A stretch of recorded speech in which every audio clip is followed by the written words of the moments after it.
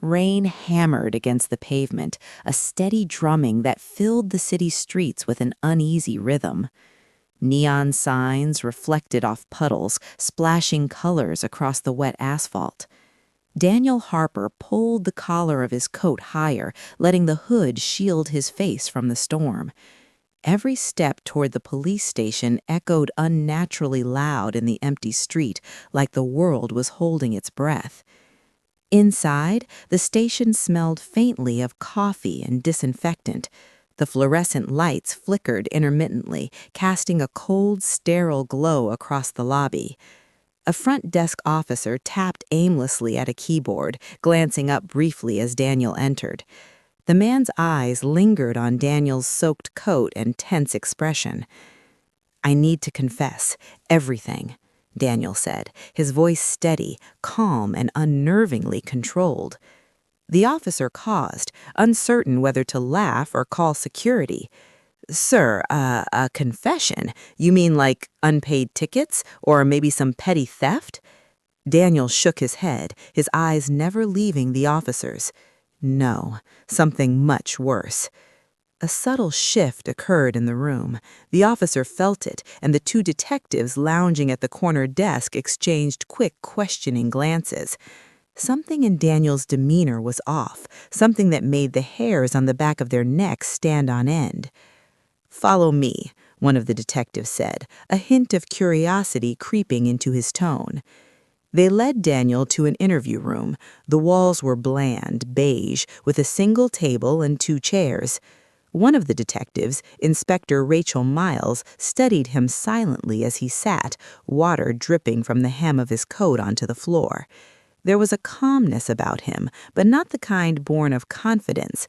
This was calm born of necessity, of someone carrying a heavy, hidden weight. "Let's start at the beginning," Rachel said. "Why are you here?" Daniel took a deep breath, hands folded neatly on the table. "I've done something terrible. Months ago. Something I can't live with anymore." Rachel leaned back in her chair, skeptical but intrigued. "Go on." He began slowly, deliberately, as if choosing every word carefully. "Her name was Emily Ward, a journalist. She got too close to the truth. I made a choice, and it cost her life." The room went silent. The detective felt a chill, a creeping unease that crawled up her spine. Emily Ward, she remembered the case, the young journalist who had disappeared without a trace. Her colleagues had searched tirelessly, rumors of foul play circulating, but nothing concrete had ever been found. Daniel's voice broke the silence, almost a whisper. "I didn't mean for it to happen this way. I thought I could control it, but I couldn't, and now I can't hide it anymore." Inspector Miles exchanged a look with her partner. Every detail matched fragments they had from the unsolved case. The confession, even at this early stage, had a precision that was impossible to fabricate. "What do you mean you didn't mean for it to happen?" Rachel asked, cautiously. "Are you saying it was an accident?" Daniel's hands trembled slightly. He pressed them flat against the table, collecting himself. "No, not an accident, but it started as something else, something I thought was justified, and it spiraled." He leaned back, his eyes distant, as if looking into the past rather than the present. "Emily was investigating fraud, financial fraud, corruption. She was good at her job, too good. She found something I wanted hidden. I tried to stop her in my own way. I thought it would end quietly, but it didn't." Rachel scribbled notes, her mind racing. There was something about the calmness of his confession that was more terrifying than anger or rage. This man had lived with the truth of his crime for months, even years, and now, unburdened, he was terrifyingly composed. Daniel continued, his voice steady but carrying the weight of guilt. "I planned it. I was careful. I erased every trace. Cameras, phones, witnesses. I thought I left nothing behind. But I was wrong. I couldn't escape the fact that what I did could never be undone." The room was heavy with tension. The rain outside hammered against the windows, a grim soundtrack to the unfolding story. Daniel's story was precise, full of dates, locations, and details no one but the perpetrator could know. Every word he spoke made it harder for the detectives to doubt him. "And now?" Rachel asked, leaning forward. "Why come here now?" Daniel's gaze dropped to the table. "Because the guilt, it's unbearable. I can't go on like this. I have to tell someone. I have to confess before it consumes me completely." For a moment he was silent. The detectives held their breath, waiting for the next words, the next shocking revelation that would explain why the man before them was capable of such cold calculation. Then he said softly, almost as if to himself, "If you think this is just one crime, you're wrong." The detectives exchanged a glance, realizing this was no ordinary confession. Daniel Harper walked in with a calm exterior, but inside he carried secrets that could unravel everything they thought they knew about the city's underbelly. The camera-like flash of a security monitor reflected off the glass of the interview room, catching Daniel's eyes as they flickered with a strange intensity. It was a look of both fear and relief. Fear for what was coming next, relief that the truth was finally out. Inspector Miles leaned back, heart pounding. "Then start at the beginning, everything, and don't leave anything out." Daniel nodded. He took a deep breath, closing his eyes briefly as if summoning the courage to relive it all. Then he opened them again, calm, resolute, ready to expose the darkness he had kept hidden for too long. The rain outside intensified, striking the roof like the relentless ticking of a clock. And as Daniel began to speak, recounting the crime, the city outside remained oblivious, unaware that one man's confession would soon shake it to its core. Daniel Harper's hands rested on the table, fingers interlaced. The rain outside had intensified, hammering the roof, creating a constant, oppressive rhythm that seemed to echo his heartbeat. He looked at Inspector Miles, his gaze steady, as if preparing to hand over a piece of his soul. "Her name was Emily Ward," he began, his voice quiet but precise. "A journalist. She was investigating something bigger than any of us realized. Fraud, corruption, people who thought they were untouchable. She was getting close." Rachel Miles scribbled in her notebook, heart thudding. The pieces were starting to connect, but the truth was more terrifying than she imagined. "I worked for one of the companies she was investigating," Daniel continued, leaning forward. "At first, I thought I could manage it. I convinced myself it was just paperwork, protecting my job. But she wouldn't stop digging. She started asking questions, probing into accounts, documents, emails. She was relentless.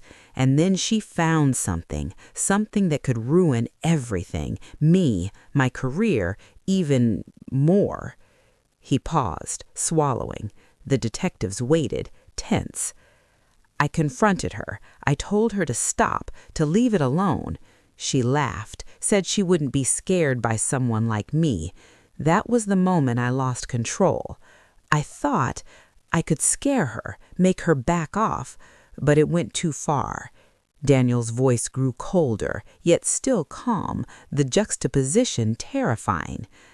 "I followed her one evening, took a different route home from my office so she wouldn't see me. I cornered her in an alley. I only wanted to scare her. That was the plan. But she fought. She screamed, and I didn't mean to, but it happened. I killed her. Her life ended in seconds, and I had no choice but to cover it up." Inspector Miles felt her stomach tighten. Every detail was precise, dates, locations, the manner in which he claimed it happened, all aligning perfectly with unsolved case notes. Daniel continued, his eyes dark and haunted. "I panicked. I moved her body, staged it as if she had disappeared. I deleted messages, shredded papers, wiped my computer. Every trace gone. and for months I lived normally, smiled at neighbors, went to work, watched the news about her disappearance, pretended to care while I was living a lie every single day. The room was silent except for the rain. Detective Harris whispered, "How did you live with it?" Daniel let out a hollow laugh, shaking his head. "At first, I couldn't. Every night I'd dream about her, hear her screams, see her face. But then I got used to it, or at least I thought I had, until last night. I realized I couldn't continue hiding. It was consuming me. Every thought, every action, I was thinking about it, about her, about what I'd done." He leaned back, voice softening slightly. "I need you to understand. I'm not proud. I'm not looking for sympathy. I need to confess, to make it right somehow. I know I can't bring her back, but I need to tell the truth. I can't lie anymore." Inspector Miles scribbled furiously, her mind racing. The confession was precise, chillingly calculated, but there was a strange honesty in it. Daniel's remorse was palpable, yet he remained unnervingly composed. "And it's not just her," he said suddenly, his eyes flicking toward the corner of the room. "She wasn't the only one. I was involved in other things. Things I didn't think mattered until now, but they do. They matter, and they're connected." Rachel's pen paused mid-note. "Other things?" she asked cautiously. Daniel's lips curled slightly, not in amusement, but in grim acknowledgement. "Yes, other crimes, things I didn't commit with my own hands, but I enabled. I looked the other way, I watched it happen, and now I can't pretend anymore. I can't hide behind normalcy. It's all connected, and the web is bigger than I realized." The detectives exchanged a glance. Something in Daniel's story suggested an accomplice, or at least someone manipulating him. His words hinted at more than one life touched by his choices, and that realization sent a shiver down Rachel's spine. Daniel's gaze softened again, haunted by memory. "Emily was brave, too brave. She didn't deserve it. None of them did. But it started with her, and it spiraled. One choice led to another. I thought I could contain it. I thought I could be clever enough to cover it up. But I wasn't. I never was." Detective Harris leaned forward. "You said there were others. Are you saying there are more victims?" Daniel's jaw tightened. He looked down at the table, then back up, his eyes burning with urgency. "I don't know, but if someone else was involved, if someone else knew, then they're still out there, watching, waiting, maybe even planning the next one. And He paused, shaking slightly. "I can't let it happen again." Inspector Miles felt the weight of the concession settling in. Every word, every detail painted a picture of someone who had carefully concealed darkness behind a mask of normalcy. Daniel wasn't just a killer. He was a man who had carefully navigated the shadows of his own morality, and now he had come out into the light, exposing both himself and the truth. Daniel's eyes grew distant again, almost haunted. "I want to tell you everything, every choice I made, every lie, every cover-up, because if I don't, it will consume me, and maybe worse, it could let others get hurt. I'm done hiding." The rain outside pounded harder, drumming against the windows like the beat of a relentless heart. Daniel's words hung in the room, heavy, suffocating, impossible to ignore. The detectives knew this was only the beginning. And then, almost in a whisper, he said something that made the room cold. "I didn't act alone. There's someone else, someone who planned parts of this, someone who's still out there, watching, waiting. Inspector Miles leaned forward instinctively, pulse racing. "Who?" she demanded. Daniel's lips pressed into a thin line. "I can't say yet, until you're ready. But if you think this was a single crime, you're wrong. Everything you know about Emily, about me, it's only the surface." The detectives exchanged uneasy glances. This confession was no longer just about a murder. It was the opening to a much larger, more dangerous web. Daniel's gaze softened again, almost haunted. "I want to tell you everything, every choice I made, every lie, every cover-up, because if I don't, it will consume me, and maybe worse, it could let others get hurt. I'm done hiding." The rain outside pounded harder, drumming against the windows like the beat of a relentless heart. Daniel's words hung in the room, heavy, suffocating, impossible to ignore. The detectives knew this was only the beginning. And then, almost in a whisper, he said something that made the room cold. "I didn't act alone. There's someone else, someone who planned parts of this, someone who's still out there, watching, waiting." Inspector Miles leaned forward instinctively, pulse racing. "Who?" she demanded. Daniel's lips pressed into a thin line. "I can't say yet, until you're ready. But if you think this was a single crime, you're wrong. Everything you know about Emily, about me, it's only the surface." The detectives exchanged uneasy glances. This confession was no longer just about a murder. It was the opening to a much larger, more dangerous web. Daniel's gaze softened again, almost haunted. "I want to tell you everything, every choice I made, every lie, every cover-up, because if I don't, it will consume me, and maybe worse, it could let others get hurt. I'm done hiding." The rain outside pounded harder, drumming against the windows like the beat of a relentless heart.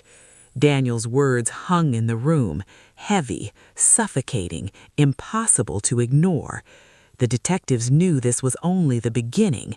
And then, almost in a whisper, he said something that made the room cold. "I didn't act alone. There's someone else, someone who planned parts of this, someone who's still out there, watching, waiting." Inspector Miles leaned forward instinctively, pulse racing. The storm outside had softened to a dull drizzle, leaving streets slick with rain and puddles that reflected the city's cold neon glow. Inside the police station, the atmosphere was tense, almost suffocating. Daniel Harper sat under the harsh fluorescent lights of the interrogation room, his hands folded neatly on the table, eyes focused, but inwardly his thoughts raced. He knew the moment of truth was approaching.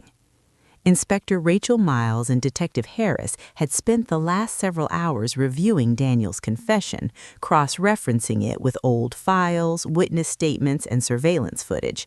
Everything he had said aligned perfectly with evidence that had gone cold months ago. But now there was a bigger question, the accomplice he had hinted at. "You said someone else was involved," Rachel said, breaking the silence. Her pen hovered above her notebook. "Who?" Daniel's gaze flickered toward the door, then back at the detectives. His voice was calm but edged with fear. "His name is Mark Keller, my friend, or at least I thought he was. He guided me, told me what to do, how to cover it up. I thought I was in control, but he was always one step ahead. I only realized after Emily." Detective Harris leaned forward. "So he manipulated you? He helped plan the murder?" Daniel nodded, eyes dark. Not directly in the alley, but everything else. He watched, he instructed, he nudged. He knew my weaknesses, my fears. He pushed me until I did what I did. Rachel's mind raced. Mark Keller, a man whose name had appeared in minor business circles but whose reputation was clean, was suddenly at the center of a murder investigation, someone who had remained invisible while manipulating a killer. Daniel continued, his voice softening but filled with intensity. I've seen him follow people, watch them from the shadows. He's careful, clever. If he's still out there, he's planning, and if I hadn't confessed tonight, he might have done it again. The detectives exchanged a grim look. This was no longer just a cold case. They were dealing with someone calculating, dangerous, and possibly still active.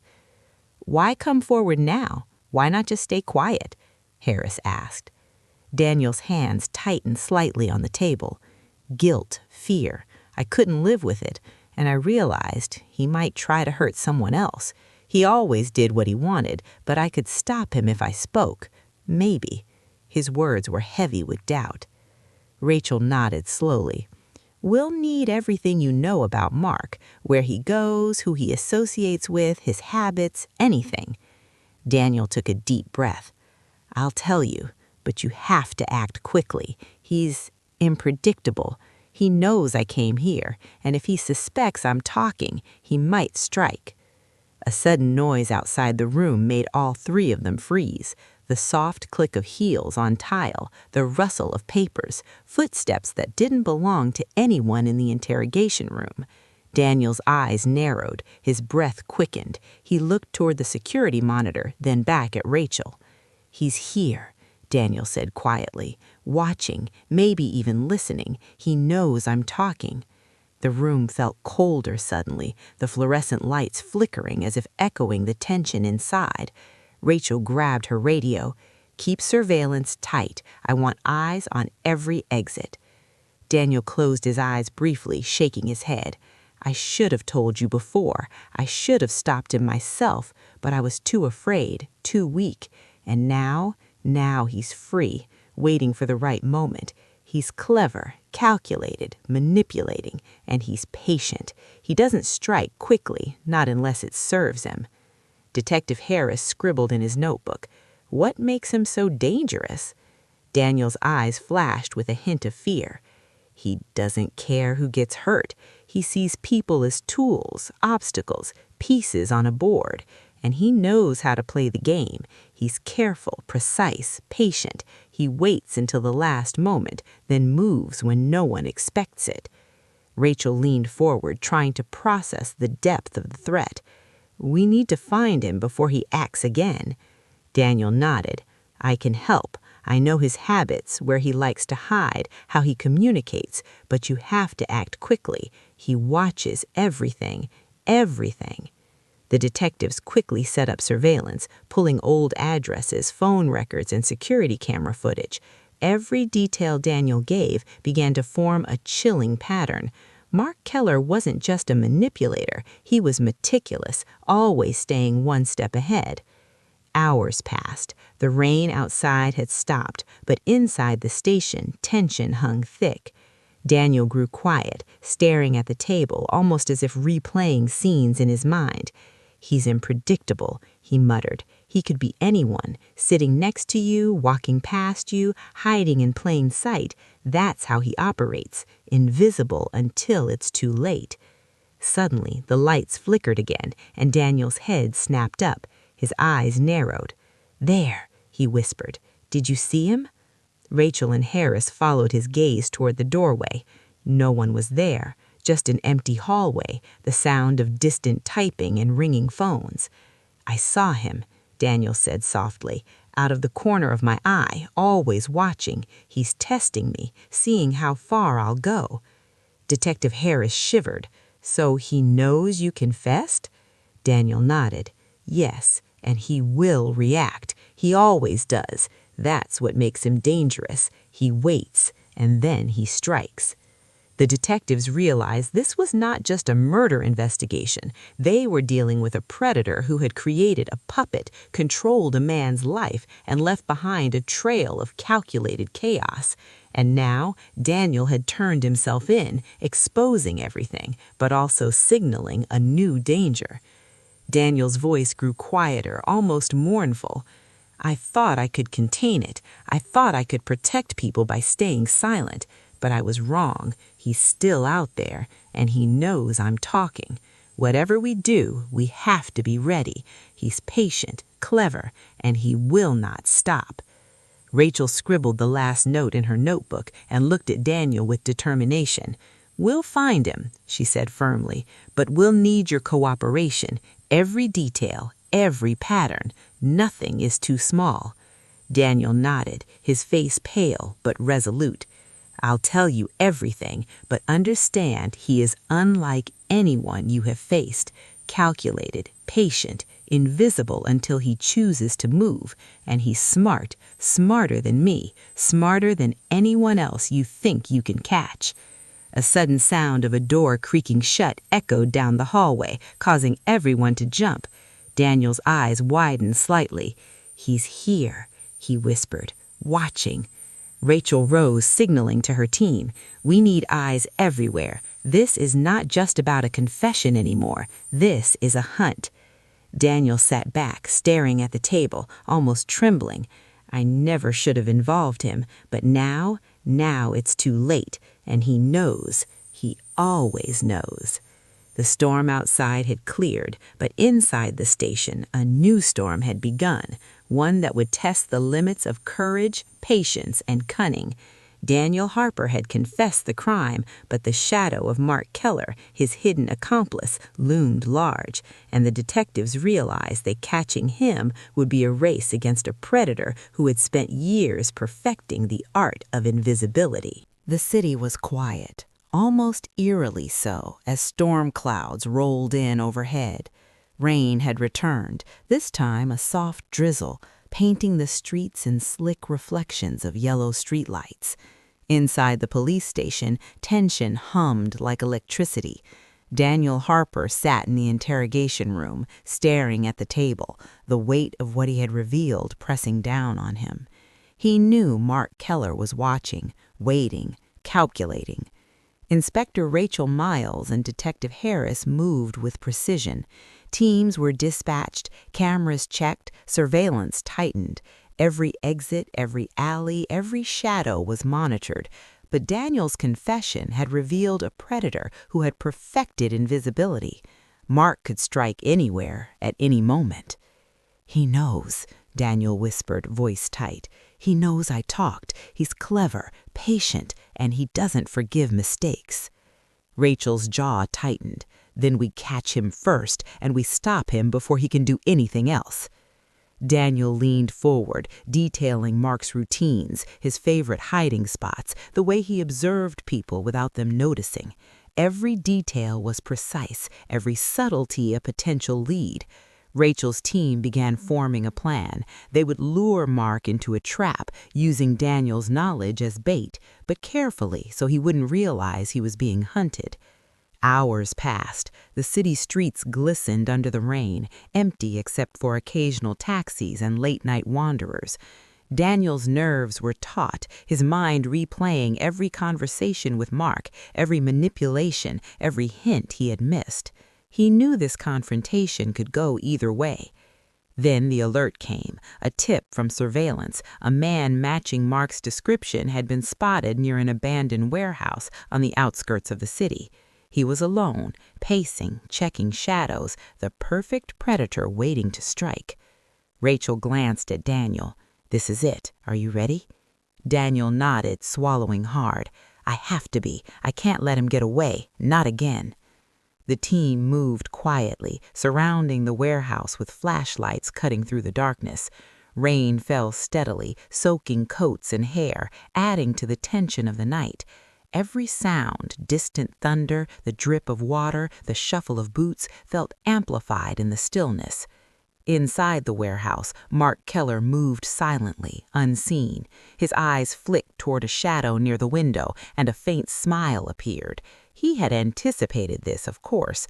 Daniel had always been predictable, and Mark had played his role perfectly. "Time to end this," Daniel muttered, gripping a flashlight like a lifeline. Rachel signaled the team. Lights flashed suddenly, illuminating Mark's figure in the center of the warehouse. The predator paused, smirk fading into something harder, sharper. "Daniel," Mark said, voice smooth, almost casual but laced with menace, "I knew you'd come. Did you think you could betray me and just walk away?" Daniel's stomach twisted, but he held his ground. "It ends tonight. No one else gets hurt." Mark laughed softly, circling Daniel like a cat stalking prey. "You still don't understand. You're the one who's been played. You think you're in control. You never were." A tense silence fell. Then movement, a sudden dash toward the side door. Rachel and her team blocked the exit, flashlights swinging wildly. Mark moved with precision, calculated speed, ducking behind crates, shadows concealing his form. Daniel followed instinctively, recalling every detail he had observed over months of fear and manipulation. He knew Mark's patterns, where he would move, how he would react. This knowledge became a weapon. Mark lunged, but Daniel sidestepped, and Rachel's team closed in. The predator's smirk faltered for the first time. His patience, his careful planning met the relentless precision of trained officers and a man who knew him better than anyone. "Stop!" Rachel shouted. "It's over." Mark froze, glancing at Daniel with a mix of fury and disbelief. You ruined it." Daniel's eyes were steady, hard. "I did what you couldn't. I confessed. I stopped you." For a tense moment, Mark seemed to weigh his options. Then, slowly, he raised his hands, a faint smirk returning, but this one lacked the confidence of before. He was caught, cornered, and for the first time, vulnerable. The team moved in, restraining him. Daniel felt a strange relief, mingled with lingering fear. Mark's capture didn't erase the past, but it prevented future crimes. The drive back to the station was silent, rain streaking the windows. Mark sat in the back of a police vehicle, calm but defiant. Daniel sat in another car, staring at the wet streets, memories of Emily and the web of manipulation swirling in his mind.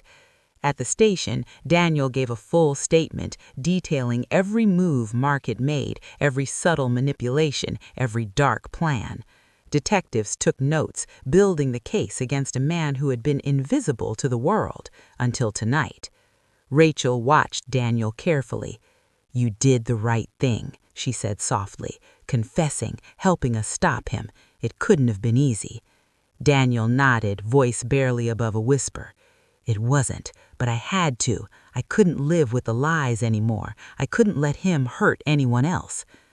Hours later, Daniel sat in his cell. The city lights flickered outside the small window, the rain finally stopping, leaving streets wet and shining. He leaned against the wall, exhausted, haunted, relieved. The darkness inside him hadn't disappeared, it never would, but the weight had shifted. He had confessed, faced the consequences, and helped prevent future crimes. He closed his eyes, remembering Emily, Mark, and the choices that had led him here. "I told the truth, but at what cost?" In the distance, a faint siren wailed, blending with the hum of the city. Daniel Harper was behind bars, Mark Keller captured, but the story left lingering shadows, the consequences of manipulation, the darkness hidden behind ordinary lives, and the fragile line between guilt and redemption. And somewhere, in the minds of those who watched, the story lingered, chilling and unforgettable, a reminder that some confessions are more than words, they are warnings.